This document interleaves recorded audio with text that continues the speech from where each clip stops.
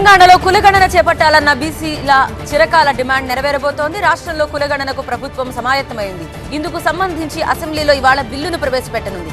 Assembly ఎన్నికల్లో ఇచ్చిన హామీ మేరకు కాంగ్రెస్ ప్రభుత్వం కులగణనకు శ్రీకారం చుట్టనుంది. ఇప్పటికే రాష్ట్ర మంత్రివర్గం ఇందుకు ఆమోదముద్ర వేసింది. బీసీ కులగణనతో జనాభా దామాషా ప్రకారం వారి వాటా వారికి దక్కనుంది. ఏపీలో పార్లమెంట్ అసెంబ్లీ ఎన్నికలు దగ్గర పడుతున్న కొద్దీ కొత్త పార్టీలు పుట్టుకొస్తున్నాయి. లిబరేషన్ కాంగ్రెస్ పేరుతో తాజాగా మరో పార్టీ రంగంలోకి దిగింది. రిటైర్డ్ ఐఏఎస్ విజయ్ కుమార్ ఈ పార్టీని ప్రకటించారు. గుంటూరు బైబిల్ మిషన్ గ్రౌండ్స్ లో అధిక జన మహాసంకల్ప సభ పేరుతో కొత్త పార్టీని అధికారికంగా ప్రకటించారు. వచ్చే ఎన్నికల్లో పోటీకి దిగుతున్న ఈ పార్టీ 15 అంశాలతో మేనిఫెస్టో కూడా ప్రకటించింది. ఎవరి మెప్పు కోసమో రాజకీయ ఆర్థిక లబ్ధి కోసమో పాదయాత్ర చేయలేదన్నారు liberation party chief Vijay Kumar. బడుగు బలహీన వర్గాల అభ్యున్నతి కోసమే పాదయాత్ర చేసినట్లు చెప్పారు. ఏపీలో ఉపాధి లేక యువత పక్క రాష్ట్రాలకు వెళ్తున్నారని, రైతులకు కన్నీళ్లు తప్ప మిగిలేదేమీ లేదన్నారు. ఇప్పటి వరకు ఏపీని పాలించిన పార్టీలు రాష్ట్రాన్ని అప్పుల పాలు చేశాయని ఆరోపించారు. ప్రజా సమస్యలను గాలి కుదిలేసి అసెంబ్లీలో కాంగ్రెస్ బీఆర్ఎస్ డ్రామాలు చేస్తున్నాయన్నారు బీజేపీ నేత పొంగులేటి సుధాకర్ రెడ్డి. నేలకొండపల్లిలో పర్యటించిన ఆయన మీడియాతో మాట్లాడారు. గ్రామస్థాయిలో బీజేపీ బలోపేతంపై దృష్టి పెట్టాలన్నారు. కశ్మీర్ నుండి కన్యాకుమారి వరకు దేశం మొత్తం మోదీ గాలి వీస్తోందన్నారు. కర్ణాటకలో కాంగ్రెస్ ఇచ్చిన 6 గ్యారంటీల్లో 3 కూడా అమలు కాలేదని విమర్శించారు. మూడోసారి మోదీ ప్రధాని కావటం ఖాయమన్నారు. రాబోయే పార్లమెంట్ ఎన్నికల్లో బీజేపీ మెజార్టీ స్థానాలు గెలుస్తుంది అన్నారు. సికింద్రాబాద్లోని తార్నాక మాణికేశ్వరి బౌద్ధ నగర్లో పర్యటించారు కేంద్ర మంత్రి కిషన్ రెడ్డి. పవర్ బోర్వెల్స్ ను ప్రారంభించి మాట్లాడారు. ప్రజలకు మౌలిక వసతులు కల్పించేందుకు కృషి చేస్తున్నామని చెప్పారు. హైదరాబాద్ లో గడిచిన 10 ఏళ్లలో పేదలకు ఇల్లు కేటాయింపు విషయంలో అన్యాయం జరిగిందన్నారు. 10 ఏళ్ల పాటు రాష్ట్రాన్ని పాలించిన బీఆర్ఎస్ డబుల్ బెడ్రూమ్ ఇళ్ల పేరుతో ప్రజల్ని దగా చేసిందన్నారు. 1 కోటి జనాభా ఉన్న నగరంలో 40 లక్షల మంది ఇప్పటికీ పేదలుగానే ఉన్నారన్నారు. నగరంలో డబుల్ బెడ్రూమ్ ఇళ్లకు 11 లక్షల మంది దరఖాస్తు చేసుకుంటే 40,000 ఇళ్లు కూడా ఇవ్వలేదని విమర్శించారు కిషన్ రెడ్డి. కర్నూలు జిల్లా హోళగుందలో హైటెన్షన్ వాతావరణం కనిపించింది. ఓవైపు మంత్రి గుమ్మనూరు జయరాం, మరోవైపు వైసీపీ కొత్త ఇన్ఛార్జ్ విరూపాక్షి తన అనుచరులతో కలిసి ఓ రోడ్డు పనులకు భూమి పూజకు రావడంతో ఉద్రిక్తత చెలరేగింది. ఆ రోడ్డు మంజూరు చేసింది తానేనని, భూమి పూజ కూడా తానే చేస్తానని పోలీసులకు సమాచారం ఇచ్చారు జయరాం. ఇద్దరు నేతల తీరుతో ఎవరికి సర్ది చెప్పాలో తెలియక పోలీసులు తలపట్టుకున్నారు. చివరకు మంత్రి జయరాం రోడ్ పనులకు భూమి పూజ చేశారు. ఆలూరు నియోజకవర్గంలో గుమ్మనూరు చరిష్మా ఎప్పటికీ తగ్గదన్నారు మంత్రి జయరాం. రాజకీయాల్లో దూకుడు కాదు, ఓర్పు అవసరమన్నారు. 2009 నుంచి అంచెలంచెలుగా రాజకీయంగా ఎదిగినట్లు చెప్పారు. నియోజకవర్గ ప్రజలు తనని ఒక కుటుంబ సభ్యులా చూస్తున్నారన్నారు. దూకుడుగా వెళ్లే వారికి మరో 3 నెలల్లో ప్రజలే బుద్ధి చెప్తారంటూ కొత్త ఇన్ఛార్జ్ విరూపాక్షిని ఉద్దేశించి విమర్శించారు మంత్రి జయరాం. కాకినాడ జిల్లా తునిలో మంత్రి దాడిశెట్టి రాజాతో మర్యాదపూర్వకంగా భేటీ అయ్యారు వైసీపీ ఎంపీ అభ్యర్థి చలమశెట్టి సునీల్. అన్నవరం సత్యనారాయణ స్వామిని దర్శించుకున్న తరువాత మంత్రిని కలిసి మాట్లాడారు. సునీల్ కు పూలమాల వేసి ఘనంగా స్వాగతించారు మంత్రి దాడిశెట్టి. వైసీపీ నేతలు, కార్యకర్తలకు సునీల్ ను పరిచయం చేశారు. బాపట్ల జిల్లా రేపల్లెలో వరసిద్ధి వినాయక స్వామి గుడి నిర్మాణానికి శంకుస్థాపన చేశారు ఎంపీ మోపిదేవి వెంకటరమణ. అనంతరం మాట్లాడిన ఆయన వైసీపీ హయాంలోనే రేపల్లె అభివృద్ధి చెందినట్లు చెప్పారు. తిరుమల తిరుపతి దేవస్థానం ట్రస్ట్ ద్వారా వినాయక స్వామి ఆలయానికి 26 లక్షల నిధులు మంజూరు చేసినట్లు చెప్పారు. ఆలయ నిర్మాణానికి ఎంపీ నిధులు కూడా వచ్చేలా కృషి చేస్తానన్నారు. నెల్లూరు జిల్లా కావలిలో బీసీలు గర్జించారు. రాష్ట్రంలో బీసీలకు అన్యాయం జరుగుతోందని నేతలు గొంతెత్తారు. బీజేపీ నేత పసుపులెట్టి సుధాకర్ ఆధ్వర్యంలో కావలిలో బీసీల భారీ బహిరంగ సభ జరిగింది. కావలి కదిలింది పేరుతో నిర్వహించిన సభకు బీసీలు భారీగా తరలివచ్చారు. బీసీ అయిన పసుపులెట్టి టీడీపీ నుండి కావలి టికెట్ ఆశిస్తున్నారు. పసుపులెట్టికే టికెట్ అంటూ ప్రచారం కూడా జరిగింది. వైసీపీ కూడా బీసీ వర్గానికి ప్రాధాన్యం ఇచ్చేందుకు ప్రయత్నించింది. ఇదే సమయంలో పసుపులెట్టి టీడీపీ నుండి ఆశించిన సీటు దక్కకపోవడంతో ఇండిపెండెంట్ గా బరిలో నిలవాలని నిర్ణయించారు. దీంతో బీసీ గర్జన పేరుతో బల ప్రదర్శన చేశారు. ఏపీలో త్వరలో జరిగే పార్లమెంట్, అసెంబ్లీ ఎన్నికల్లో గ్రామ వార్డ్ సచివాలయ ఉద్యోగులకు ఎన్నికల విధులు లేవన్నారు ఎన్నికల సంఘం అధికారి మీనా. కేంద్ర ఎన్నికల సంఘం ఆదేశాల్ని కలెక్టర్లకు పంపించారు. సచివాలయం ఉద్యోగులకు ఎన్నికల విధులు అప్పగించొద్దని చంద్రబాబు సైతం గతంలో ఎన్నికల సంఘానికి ఫిర్యాదు చేశారు. ఈ విషయంలో కేంద్ర ఎన్నికల సంఘం స్పష్టత ఇచ్చినట్టు చెప్పారు మీనా. వాలంటీర్లను ఎన్నికల ఏజెంట్లుగా కూడా వాడుకోవడానికి వీల్లేదని స్పష్టం చేశారు. కర్నూలు జిల్లా గూడూరులో టీడీపీ ఆధ్వర్యంలో ముస్లిం మైనార్టీ సదస్సు నిర్వహించారు. ఈ సదస్సుకు శాసనమండలి మాజీ చైర్మన్ షరీఫ్ హాజరై మాట్లాడారు. రాబోయే సార్వత్రిక ఎన్నికల్లో టీడీపీని భారీ మెజార్టీతో గెలిపించాలని పిలుపునిచ్చారు. రాష్ట్రంలో వైసీపీకి ఎదురుగాలులు వీస్తున్నాయని, రాబోయే ఎన్నికల్లో టీడీపీ జనసేన మిత్రపక్షం 130 సీట్లు గెలిచే అవకాశాలున్నాయన్నారు షరీఫ్. పశ్చిమ గోదావరి జిల్లా పాలకొల్లు మున్సిపల్ కార్యాలయం ఎదుట హిందూ సంఘాలు ఆందోళనకు దిగాయి. కొద్ది రోజుల క్రితం రామయ్య మహాల్ చెరువులో దొరికిన అమ్మవారి విగ్రహాన్ని ఒక ప్రదేశంలో ఉంచి పూజలు చేస్తున్నారు హిందువులు. ఈ పూజలపై కొందరు అభ్యంతరం చెప్పడంతో పోలీసులు విగ్రహాన్ని స్వాధీనం చేసుకున్నారు. దీనిపై ఆగ్రహించిన హిందూ సంఘాలు హిందూ దేవుళ్లపై దాడుల్ని తిప్పికొట్టాలంటూ నినాదాలు చేయడంతో ఉద్రిక్తత చెలరేగింది. ఖమ్మం జిల్లా తిరుమలాయపాలెం మండలం బచ్చోడలో సిపిఐ న్యూ డెమోక్రసీ ఆధ్వర్యంలో కేంద్ర ప్రభుత్వ దిష్టిబొమ్మను దహనం చేశారు. ఢిల్లీ సరిహద్దు, పంజాబ్, హర్యానా శంభు సరిహద్దు దగ్గర శాంతియుతంగా ఉద్యమం చేస్తున్న రైతులను పోలీసులు అడ్డుకోవటాన్ని నిరసించారు. బ్యారికేడ్లతో రైతులను అడ్డుకొని టీయర్ గ్యాస్ ప్రయోగించడాన్ని ఖండించారు.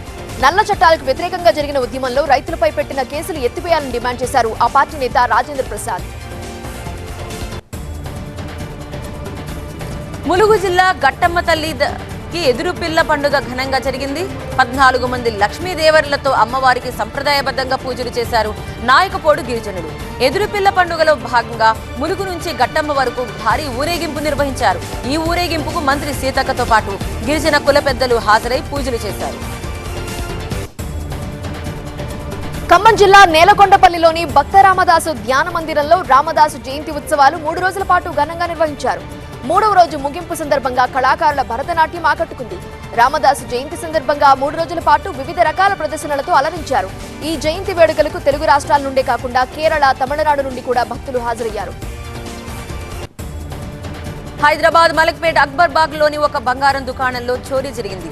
3 దుండగులు దుకాణంలోకి దూరి అక్కడి సిబ్బందిని కత్తితో బెదిరించారు. అనంతరం షాప్ లో 25 తులాల బంగారాభరణాలు ఎత్తుకెళ్లారు. దుండగుల దాడిలో తీవ్ర గాయాలైన వ్యక్తిని ఆసుపత్రికి తరలించారు. చోరీ సమాచారం అందుకున్న పోలీసులు సీసీటీవీ ఫుటేజ్లను పరిశీలించారు. క్లూస్ టీంతో ఆధారాలు సేకరించారు. నిర్మల్ జిల్లా బాసర జ్ఞాన సరస్వతి ఆలయంలో వసంత పంచమి వేడుకలు వైభవంగా జరిగాయి. అమ్మవారి పుట్టినరోజు కావడంతో చిన్నారులకి అక్షరాభ్యాసం కోసం భక్తులు వేలాదిగా తరలివచ్చారు. ముందెన్నడూ లేని విధంగా ఒకే రోజు 7,646 మంది చిన్నారులకి అక్షర శ్రీకర పూజలు జరిపించారు తల్లిదండ్రులు. ప్రసాదాలు, మండప ప్రవేశాల ద్వారా ఆలయానికి 61,92,000 నగదు కానుకలుగా వచ్చినట్లుగా అధికారులు చెప్పారు. మంచిర్యాల నుండి అయోధ్య రాముడి దర్శనం కోసం వెళ్లే భక్తులకు బీజేపీ ఆధ్వర్యంలో ప్రత్యేక రైళ్లు ఏర్పాటు చేశారు. అందులో భాగంగా కాగజ్ నగర్ రామాలయం దగ్గర ఆదిలాబాద్ పార్లమెంట్ నియోజకవర్గం నుండి వెళుతున్న భక్తులకు బైంసా మార్కెట్ కమిటీ చైర్మన్ ఆధ్వర్యంలో భోజన వసతి కల్పించారు. ఉమ్మడి ఆదిలాబాద్ జిల్లా నుండి ఇవాళ 1,400 మంది రాముడి దర్శనం కోసం వెళుతున్నట్టు చెప్పారు. భక్తులకు ఎలాంటి ఇబ్బందులు లేకుండా కాగజ్ నగర్ డీఎస్పీ కరుణాకర్ ఆధ్వర్యంలో రైల్వే స్టేషన్లో భారీ బందోబస్తు ఏర్పాటు చేశారు. ప్రకాశం జిల్లా ఒంగోలులో 25,000 మంది పేదలకు ఇళ్ల పట్టాల కోసం చేస్తున్న ప్రయత్నాలని అడ్డుకునేందుకు కొందరు హైకోర్టును ఆశ్రయించడంతో లబ్ధిదారుల ఆందోళన చెందుతున్నారు. ఈ నెల 21న సీఎం జగన్ చేతుల మీదుగా పట్టాలు పంపిణీ చేసేందుకు అధికారులు ఏర్పాట్లు పూర్తి చేశారు. ఈ తరుణంలో పట్టాల పంపిణీ ఆపాలంటూ హైకోర్టులో పిల్ దాఖలు కావడంతో లబ్ధిదారులు ఆవేదన చెందుతున్నారు. ఉండవల్లిలో చంద్రబాబుతో టీడీపీ సీనియర్లు భేటీ అయ్యారు. వైసీపీ నుంచి వచ్చే అందరినీ తీసుకోలేమని, అన్ని ఆలోచించే నిర్ణయం తీసుకోవాలని చంద్రబాబు అన్నారు. పొత్తులు, కొత్త చేరికల వల్ల పార్టీ కోసం కష్టపడ్డ వారు నష్టపోకూడదని చెప్పారు. పార్టీ కోసం కష్టపడ్డ వారికి అధిక ప్రాధాన్యం ఇస్తామన్నారు చంద్రబాబు. బీజేపీతో సీఎం జగన్ కుమ్మక్కయ్యారని ఆరోపించారు కాంగ్రెస్ ఇన్ఛార్జ్ మాణికం ఠాగూర్.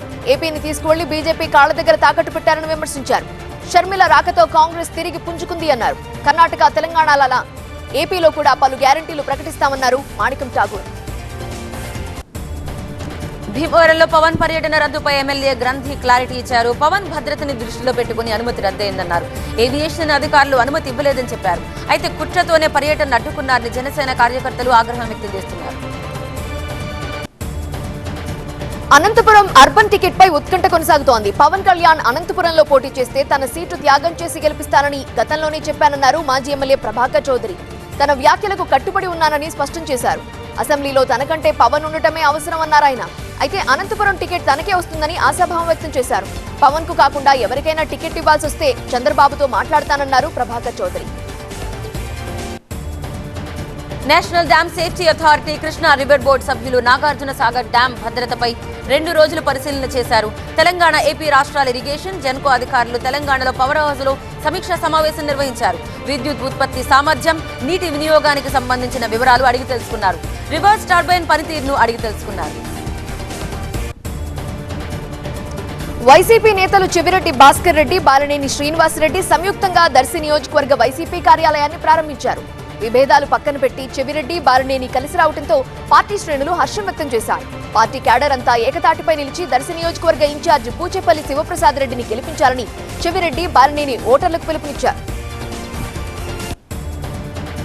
ఇప్పటికే 3 రాజధానులతో అయోమయంలో ఉన్నామన్నారు జీవీఎల్. కోర్టుల్లో కేసులు ఉండడం వల్ల 5 ఏళ్లుగా రాజధాని నిర్మాణమే జరగలేదని చెప్పారు. 10 ఏళ్లుగా ఉమ్మడి రాజధాని ఇస్తే 2 పార్టీలు వదిలేశాయని ఆరోపించారు. ఇప్పుడేమో 10 ఏళ్లయ్యాక మళ్లీ హైదరాబాద్ అని అంటున్నారని విమర్శించారు.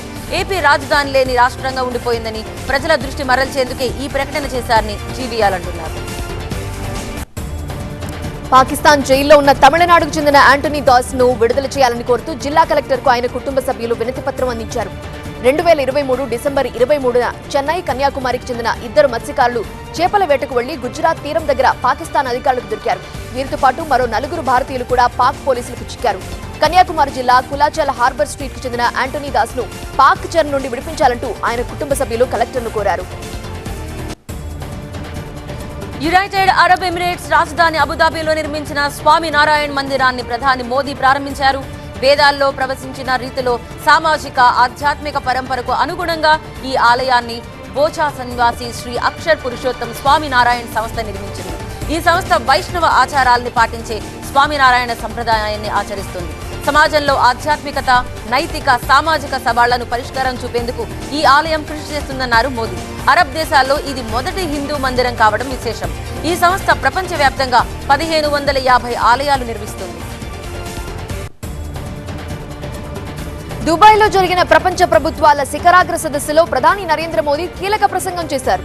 ఆర్థిక రంగంలో భారత్ సాధిస్తున్న పురోగతి సహా సాంకేతిక రంగం ఎదుర్కొంటున్న అంతర్జాతీయ సవాళ్లను తన ప్రసంగంలో ప్రస్తావించారు. Artificial intelligence, crypto currency, cyber crime వంటి కొత్తగా ఆవిర్భవిస్తున్న సమస్యలను ఎదుర్కొనేందుకు అంతర్జాతీయ ప్రోటోకాల్ ఏర్పాటు చేయాల్సిన అవసరం ఉందన్నారు మోదీ.